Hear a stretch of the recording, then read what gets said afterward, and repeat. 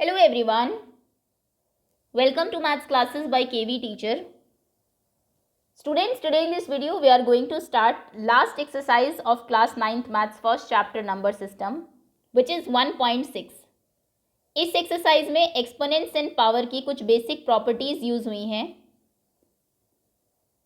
कुछ प्रॉपर्टीज आपने 8th class में भी पढ़ी थी, कुछ न्यू भी हैं. तो पहले आपका उनसे इंट्रोडक्शन करा देते हैं, then we will move to the exercise. सबसे पहली प्रॉपर्टी है हमारी a to the power m into a to the power n. कहने का मतलब है बेस सेम है, पावर डिफरेंट है और नंबर्स मल्टीप्लाई हो रहे हैं, तो इसका आंसर आपका होता है a to the power m plus n. For example अगर आपको दिया हुआ है 2 टू द पावर 5, आपको मल्टीप्लाई करना है 2 टू द पावर 7 से, तो इसमें हो जाएगा 2 की पावर 5 प्लस 7, पावर्स ऐड हो जाती है यानी कि 2 टू द पावर 12. ओके, ये फर्स्ट आइडेंटिटी है. सेकेंड, सेम अगर नंबर्स आपके a to the power m divided by a to the power n या फिर ऐसे हो a to the power m upon में a to the power n, मतलब बेस सेम है, पावर्स डिफरेंट है और नंबर जो है वो डिवाइड हो रहे हैं, तो इस केस में आपका होता है a to the power m minus n. a की पावर न्यूमरेटर में जो पावर है, डिनोमिनेटर में जो पावर है वो सब्ट्रैक्ट हो जाती है, डिफरेंस जो होता है वो पावर में आता है. फॉर एग्जाम्पल अगर आपको कहा जाए 7 की power 5 divided by 7 to the power 3, तो इसका आंसर होगा 7 की पावर 5 माइनस 3 यानी कि 7 टू द पावर 2. ये सेकेंड आइडेंटिटी है.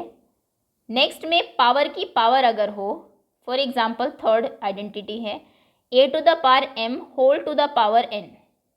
a की पावर m और पूरे की पावर n, तो पावर की पावर जो है वो पावर्स आपस में मल्टीप्लाई हो जाती है, a की पावर mn. यानी कि अगर आपको दिया जाए 3/5 की पावर 2 और इस पूरे की पावर 5, तो ये हो जाएगा 3/5 की पावर 2 इंटू 5, पावर्स मल्टीप्लाई हो जाएंगी यानी कि 3/5 की पावर 10, 5 2 ज़ार 10. नेक्स्ट आइडेंटिटी है आपकी फोर्थ, नंबर्स डिफरेंट है, पावर सेम है, यानी कि a की पावर m इंटू b की पावर m, तो यहाँ पर नंबर्स मल्टीप्लाई होंगे a b और पावर कॉमन रहेगी पावर m. अगर आपको दिया जाए 3 की पावर 5 इंटू 4 की पावर 5, तो पावर 5 ही रहेगी और 3 और 4 मल्टीप्लाई हो जाएंगे यानी कि 4 3 ज़ार 12 की पावर 5. ये आपका आंसर होगा. नेक्स्ट क्वेश्चन है, अगर किसी की पावर नेगेटिव है, फॉर एग्जाम्पल आपको कहा जाए a अपॉन b की पावर है माइनस m. पावर में कभी भी नेगेटिव नंबर नहीं होता, और अगर है तो ये जो नंबर है आपका जिसकी ये पावर है इसका रेसिप्रोकल हो जाता है, मतलब ये b/a हो जाएगा और पावर में जो नेगेटिव साइन है वो हट जाएगा. अगर आपको कहा जाए 7/2 इसकी पावर है -3, तो पावर में से माइनस हटाने के लिए आप क्या करेंगे, 2/7 की पावर 3. ओके, या फिर एक सिंगल नंबर हो, आपको कहा जाए 9 की पावर -4, तो इसमें आप क्या करेंगे 1/9, 9 का रेसिप्रोकल 1/9 होता है और whole to the power 4. Clear. तो ये एक चीज़ और है यहाँ पर जो आपको पता होना चाहिए, किसी भी नंबर की पावर 0 आंसर हमेशा 1 आता है. आपको 3 की पावर 0 दिया जाए तो भी 1 आएगा, 100 की पावर 0 तो भी 1 आएगा, 9999 की पावर 0 तो भी आंसर 1 आएगा. Any number two the power 0 is 1. तो ये 3-4 आइडेंटिटी है. फर्स्ट, अगर बेस सेम है, पावर्स अलग है, मल्टीप्लाई हो रहे हैं तो पावर्स ऐड होगी, डिवाइड हो रहे हैं तो पावर्स माइनस होंगी, a की power m minus n. Next, power की पावर a की पावर m और उस पूरे की पावर n, ये हो जाएगा a to the power mn. Next, powers same है, नंबर्स अलग है, a to the power n b to the power m, तो a b की पावर m हो जाती है. नेक्स्ट, अगर किसी की भी पावर नेगेटिव है, a की पावर -m है, तो ये 1/a हो जाएगा, पावर पॉजिटिव यानी कि नंबर का रेसिप्रोकल हो जाता है. और अगर फ्रैक्शन है उसकी पावर नेगेटिव है तो फ्रैक्शन का रेसिप्रोकल हो जाएगा, b/a हो जाएगा, पावर में प्लस का साइन आ जाएगा और किसी भी नंबर की पावर 0 1. तो ये 5 आइडेंटिटीज़ है, एक बार फिर से देख लीजिए. इसी के साथ हम लोग एक्सरसाइज पर मूव करते हैं. अब देखिए क्वेश्चंस कैसे बनेंगे यहाँ से. सबसे पहले है 64 टू द पावर 1/2. तो पहले आप 64 को एक्सपोनेंशियल फॉर्म में लिखेंगे, मतलब पावर की फॉर्म में. 60 पावर की फॉर्म में हम कैसे लिखते हैं, प्राइम फैक्टर्स कर लेते हैं. 64 टू द पावर 1/2, सबसे पहले 64 के फैक्टर्स करके एक्सपोनेंशियल फॉर्म में लेके आते हैं. 64 2 3 jar 6, 2 2 jar 4, 2 1 jar 2, 2 6 jar 12, 2 8 jar 16, 2 4 jar 2, 2 4 jar 8, 2 2 jar 4, 2 1 jar 2। जब तक 1 नहीं आएगा तब तक चलते रहेंगे। 1 2 3 4 5 6, यानी कि 64 को हम लिख सकते हैं 2 की पावर 6, क्योंकि 2 6 बार मल्टीप्लाई हो गए तब 64 आएगा।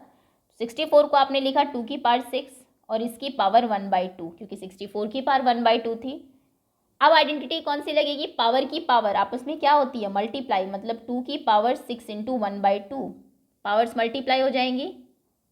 मल्टीप्लाई जब हुआ 2 से 6 कैंसिल हुआ, 2 3 जार 6, तो 2 की पावर 3 1 जार 3, 2 की पावर 3 कितना होगा? 2 इंटू 2 इंटू 2, 2 2 जार 4, 2 जार 8, मतलब इसका आंसर 8 है। 64 की पावर 1/2 इक्वल्स टू 8। चलिए नेक्स्ट क्वेश्चन है 32 पावर, सेकेंड पार्ट, 32 की पावर 1/5। एक्सपोनेंशियल फॉर्म में लिखिए पहले तो 32 को ही। 32 फैक्टर करेंगे इसके प्राइम फैक्टर 2 16 2 8 2 4 2 2 2 1 जार 1 2 3 4 5। तो 32 को हम 2 की पावर 5 लिख सकते हैं और इस पूरे की पावर 1/5, क्योंकि पहले 32 की पावर 1/5 थी, 32 की जगह हमने ये लिख दिया तो अब इसकी पावर 1/5 हो गई। पावर की पावर मल्टीप्लाई होती है, मतलब 5 और 1/5 आपस में मल्टीप्लाई हो जाएंगे। 1/5, 5 से 5 कैंसिल, आंसर बचा 2 की पावर 1 यानी कि 2। इसका आंसर है 2। थर्ड क्वेश्चन है 125 की पावर 1/3। 125 के प्राइम फैक्टर्स करते हैं। 5 2 जार 10, 5 5 जार 25, 5 5 जार 25, 5 1 जार 5, मतलब इसको हम 5 की पावर 3 लिख सकते हैं 125 को। और इस पूरे की पावर कितनी है? 1/3। पावर की पावर आपस में मल्टीप्लाई होगी, 3 इंटू 1/3, 3 से 3 कैंसिल, आंसर बचा 5 की पावर 1 यानी कि 5। बस पहले 3 क्वेश्चंस यही हैं इसमें। आपको सिर्फ जो ये नंबर्स दिए हुए हैं इनकी पावर फ्रैक्शन में है, तो पहले इन नंबर्स को आप क्या कर लेंगे? एक्सपोनेंशियल फॉर्म में लिख लेंगे और उसके बाद पावर की पावर मल्टीप्लाई होके फ्रैक्शन वाला नंबर अपने आप कैंसिल हो जाएगा। आगे भी यही है। सेकंड क्वेश्चन का फर्स्ट पार्ट है फाइंड 9 टू द पावर 3/2।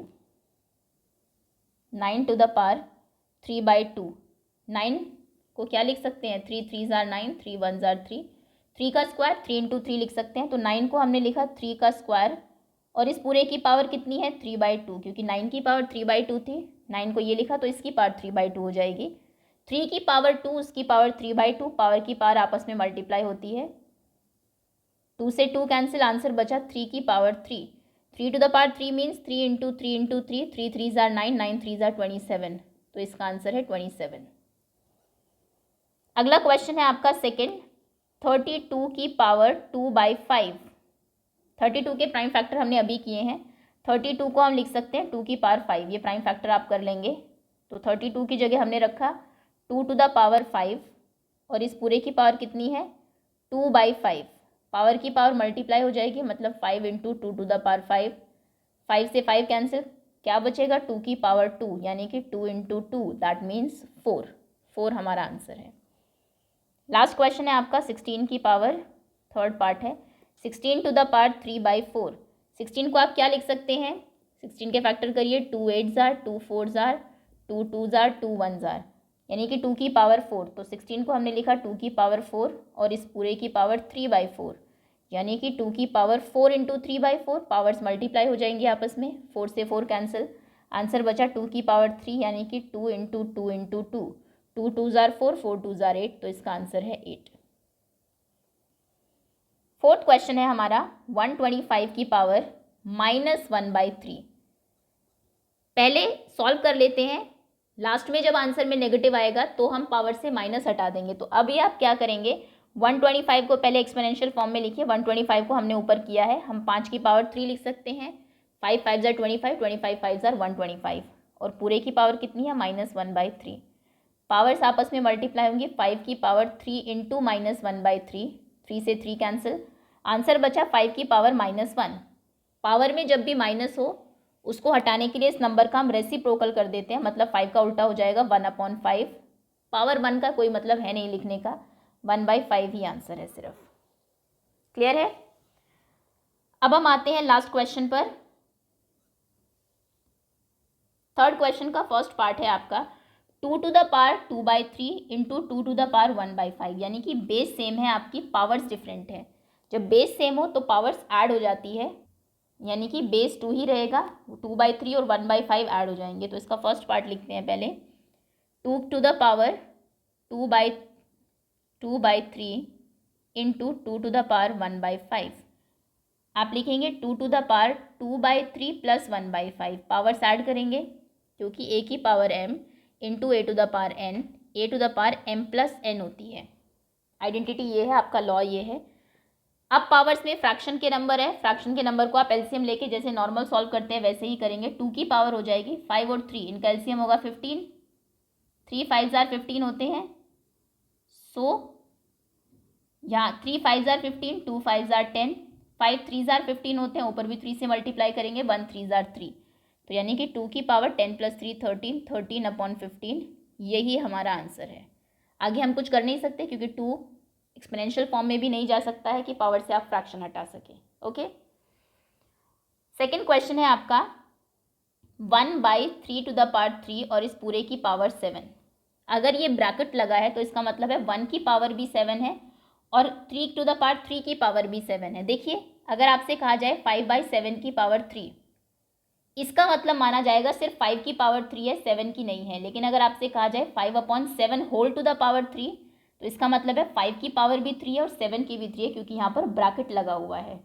तो जो न्यूमरेटर डिनोमिनेटर में नंबर है दोनों की पावर 3 है, मतलब 1 की पावर 7 अपॉन में 3 की पावर 3 की पावर 7।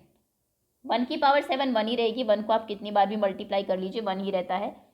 3 की power 3 to the power 7, power की पावर मल्टीप्लाई हो जाएगी तो 3 की पावर हो जाएगी 3 इंटू 7, ये दोनों मल्टीप्लाई होंगी, 3 7 जार 21, तो 1/3 की पावर 21, यही आंसर है।